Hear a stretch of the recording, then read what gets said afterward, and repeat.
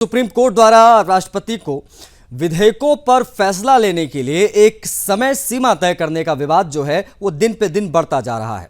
इस बार उपराष्ट्रपति जगदीप धनखड़ के बाद बीजेपी सांसद निशिकांत दुबे ने और दिनेश शर्मा ने ऐतराज जताया है।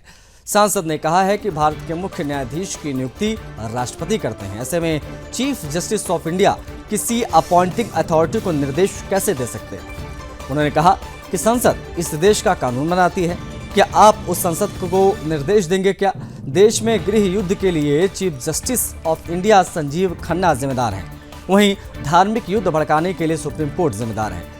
कोर्ट अपनी सीमाओं से बाहर जा रहा है। अगर हर किसी को सारे मामलों के लिए सर्वोच्च अदालत जाना पड़े तो संसद और विधानसभा बंद कर देनी चाहिए। निशिकांत के बयान से हालांकि बीजेपी ने किनारा किया है। पार्टी के राष्ट्रीय अध्यक्ष जगत प्रकाश नड्डा ने कहा है कि निशिकांत दुबे और दिनेश शर्मा का न्यायपालिका एवं देश के चीफ जस्टिस पर दिए गए बयान से पार्टी का कोई लेना देना नहीं है, ये उनका व्यक्तिगत बयान है। दरअसल ये मामला तमिलनाडु गवर्नर और राज्य सरकार के बीच हुए विवाद से उठा था। सुप्रीम कोर्ट ने 8 अप्रैल को आदेश दिया कि राज्यपाल के पास कोई वीटो पावर नहीं है, वहीं बिल पर राष्ट्रपति को 3 महीने के भीतर फैसला लेना होगा।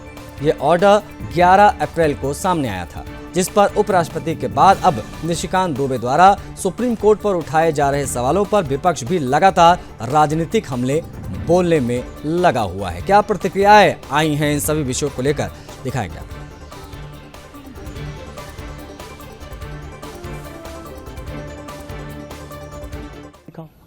इस देश में धार्मिक युद्ध भड़काने के लिए केवल और केवल सुप्रीम कोर्ट जिम्मेवार है।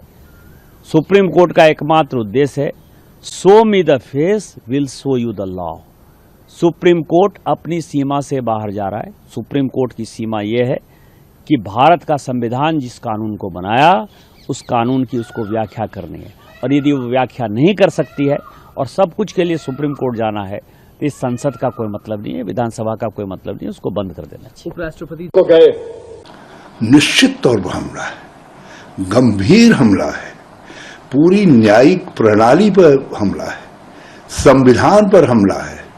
संविधान न्यायिक विवेचना को सुप्रीम मानता है और ये सुप्रीम कोर्ट के जो सुप्रीम जस्टिस हैं उन्हीं पर हमला करते हैं, चीफ जस्टिस हैं उन पर हमला करते हैं और जस्टिस दूसरे न्यायाधीशों पर हमला करते हैं।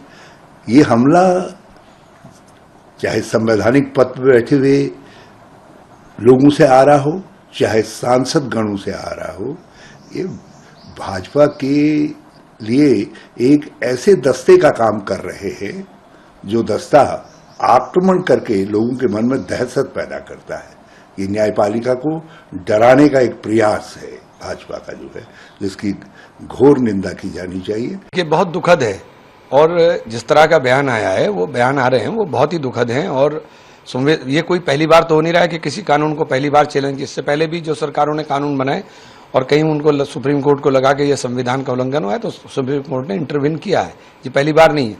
दूसरी बात यह है, जिस तरह की गृह युद्ध की बात करना, ये तो बहुत ही ज्यादा चिंताजनक विषय है कि आप इस तरह से सुप्रीम कोर्ट को धमकाने का अगर काम करोगे तो ये तो इससे ज्यादा चिंता कोई हो नहीं सकती। और भारतीय जनता पार्टी का पल्ला झाड़ लेना, ये तो उनकी पुरानी आदत है। पहले 400 पार कर दो तो संविधान बदल देंगे, फिर बाबा साहब का कभी मान नहीं किया, बाबा साहब का हमेशा अपमान किया, अब बाबा साहब के कसीदे पढ़ने शुरू। तो ये तो उनका हम तो पहले दिन से संविधान के मानने वाले लोग हैं, संविधान को अंगीकृत करने वाले लोग हैं। इन्होंने तो बहुत दिनों तक माना भी नहीं था। तो हम लोग तो बाबा साहब के सपनों का हिंदुस्तान चाहते हैं, हम लोग बाबा साहब के सपनों को सच करना चाहते हैं। देखिए, देश में तानाशाही कितनी चरम पर पहुंच गई है कि अब सांसद भी चुनौती देने लगे हैं अदालत को।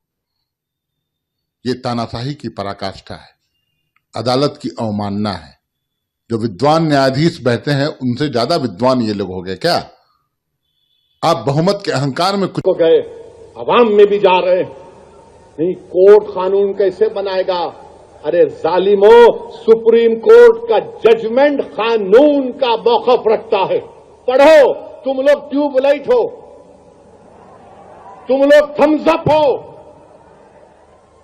तुम्हारे दिमाग में एक ही बात बैठा हुआ है, नहीं मोदी है तो खुदा है। अरे खुदा था, है और रहेगा उसी का नाम। आइन है और रहेगा, मगर इस तरह धमकी देना अदालत को। और सब लोगों ने माना, जिसे नहीं पसंद था उन्होंने भी माना, मुसलमानों तक ने माना।